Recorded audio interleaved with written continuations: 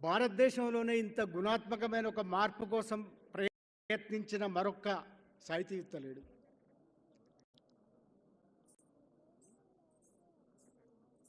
అంటే కచీర్లలో అగ్రవర్ణ బ్రాహ్మణీయ రంగస్థలాల్లో అప్పటిదాకా ఉన్న సంగీత ప్రపంచాన్ని మామూలు జనజీవనానికి సంబంధించిన జానపద జనజీవనాన్ని జానపద గీతికని ఆయన ప్రధాన రంగస్థలం మీదకి తేవడం అనేది అంత సులభంగా జరగలేదు. ఆయన దీన్ని నెత్తురోటి చేసినాడు. బౌద్ధము, అంబేద్కరిజము, ఆ తర్వాత వచ్చిన నక్సల్బరీ చైతన్యం.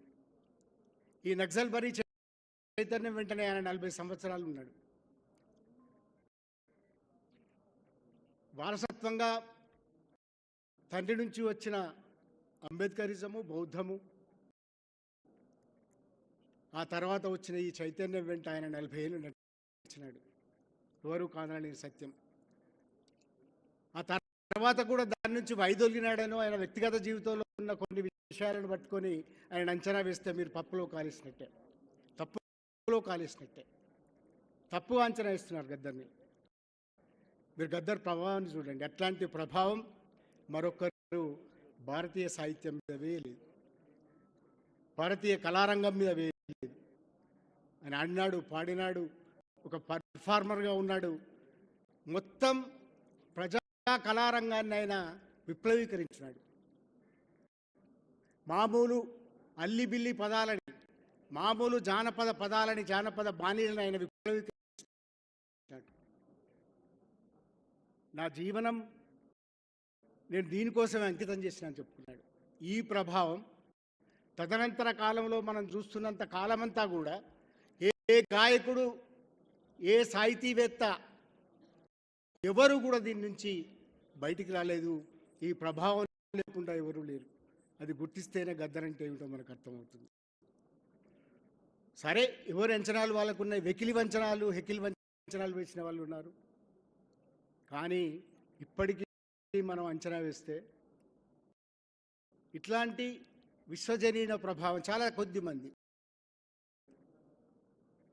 మీకు బాబ్ మార్లే లాంటి వాళ్ళు యుద్ధం మధ్యలో శాంతి కోసం పాటలు పాడినారు. విక్టర్ యారా, బాబ్ మార్లే, ఇట్లా పాల్ రాబ్సన్, ఇట్లాంటి కోవకు చెందినవాడు గద్దర్. ఆయన పుట్టిన తర్వాత 7 సంవత్సరాలకే వలసాధిపత్యంలోకి వచ్చిన ఆంధ్రప్రదేశ్లోకి వచ్చినాడు. ఆయన 49లో పుట్టినాడు. ఆ తర్వాత వాళ్ళ తండ్రి వారసత్వం, నక్సల్బరీ, శ్రీకాకుళ పోరాటాలు, 70లలో యూరప్ విప్లవాల ప్రభావాలు, తూర్పుగాలులు వీయడం, ఆ తర్వాత ఆర్ట్ లవర్స్, ఆ తర్వాత జనాట్య మండలి, నరసింహరావు గారు, వీళ్ళంతా కలిసి చేసిన కృషి, నిర్మాణం, ఆ తదనంతరం ఆయన విప్లవ జీవితం. గద్దర్ పాట లేని ఊరు లేదు, గద్దర్ పాట లేని ఇల్లు లేదు. ప్రతి గుండెకు చేరినవాడు గద్దర్. ప్రతి గుండెకు చేరినాడు ఆయన. ఒక్క తెలంగాణ కాదు.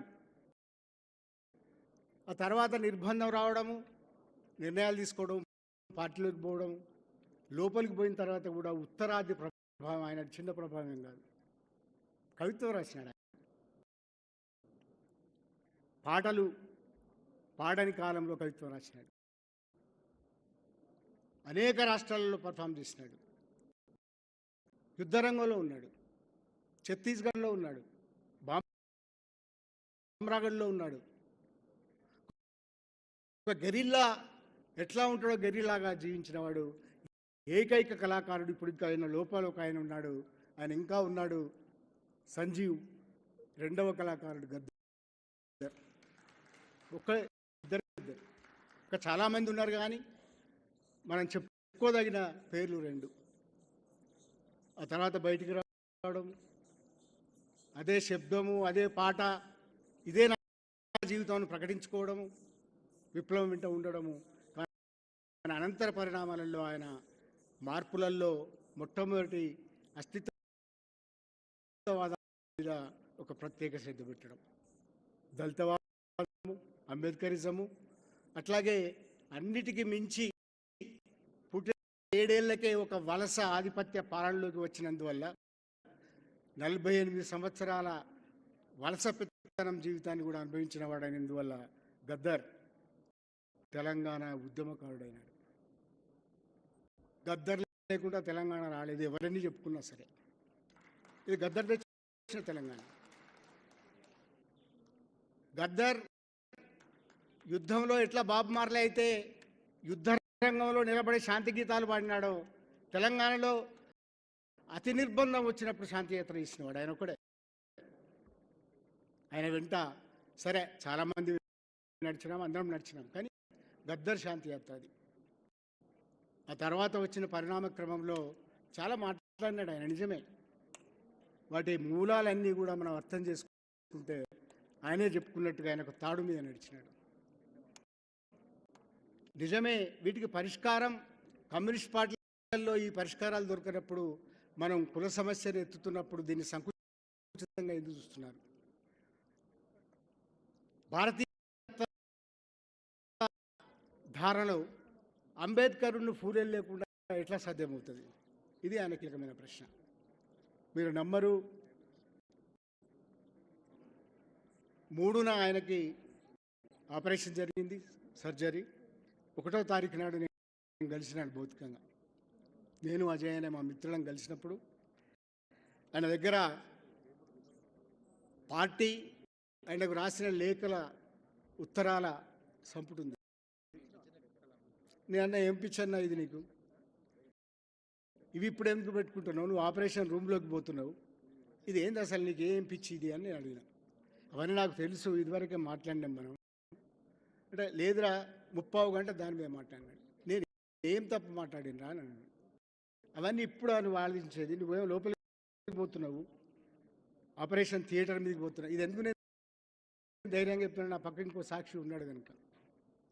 ఇదేమి అని అంటే, ఆయన 10లో ఆయన సస్పెన్షన్, ఈ వ్యవహారాలకు ముందు జరిగిన ఉత్తర ప్రత్యుత్తరాలను చూపి దీనిలో ఏం తప్పుంది నాకు చెప్పమంటాడు.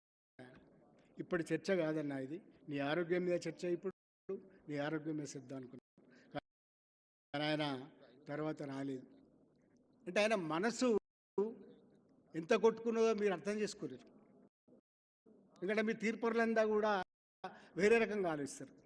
ఆయన వ్యక్తిగత జీవితం పట్టుకొని మీరు తీర్పులు చేస్తుంటారు, ఆయన వ్యక్తిగత జీవితంలో లోపాలను పట్టుకొని మీరు తీర్పులు చేస్తుంటారు. ఆయన జీవితాంతం కొట్లాడిన ఒక విషయం మీద ఎప్పుడు మీరు మాట్లాడరు. చాలా తప్పుడు ప్రచారం చేసిన వాళ్ళు కూడా ఉన్నారు.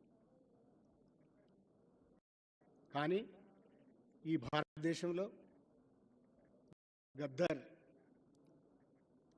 ఒక 70 సంవత్సరాల కాలక్రమాన్ని తీసుకున్నప్పటికీ, లేదా చారుమజుందార్ అంటారా, ఎందుకు చారుమజుందార్ అంటన్నా అంటే అప్పటిదాకా ఉన్న రివిజనిజం బద్దలు కొట్టి నక్సల్ బరి ఒక ఉద్రేకాన్ని, ఒక ఉద్వేగాన్ని, ఒక చైతన్యాన్ని అందించిన ఆ ధార వెంబడి నడిచి, అదే దార వెంబడి చివరిదాకా ఆలోచించి, కానీ అస్తిత్వవాదాలు, అంబేద్కరిజము, ఆ తర్వాత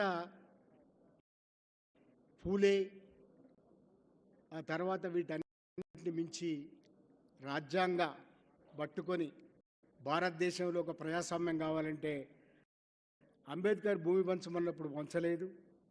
అంబేద్కర్ జాతీయంగా చెప్పిన విషయాలను ఎవరు పట్టించుకోలేదు.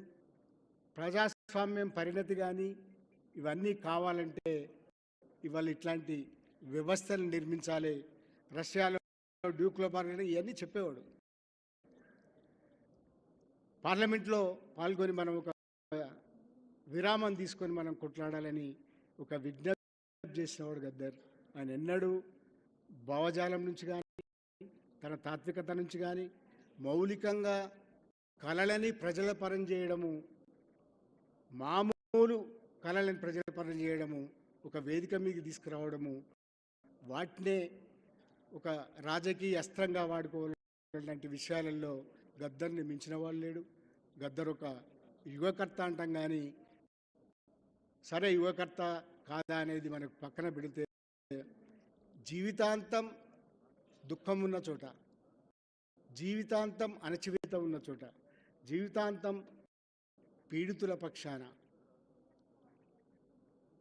మనం ఇప్పుడు నిచ్చెన మెట్ల వ్యవస్థల్లో ఉన్న అట్టడుగు జనం పక్షాన నిలబడి కలబడి తనువు జాలించిన వాడు గద్దర్.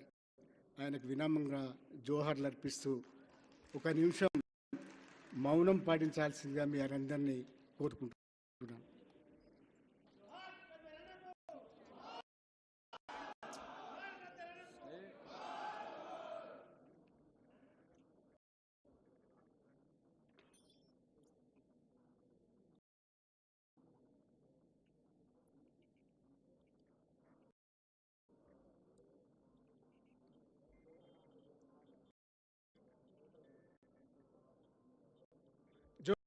జోహార్ గద్దర్ అన్నకి, జోహార్ గద్దర్ అన్నకి, జోహార్ భారత విప్లవ సంస్కృత సేన కామ్రేడ్ గద్దర్ అన్నకి, జోహార్ భారత విప్లవ సంస్కృత సేన కామ్రేడ్ గద్దర్ అన్నకి.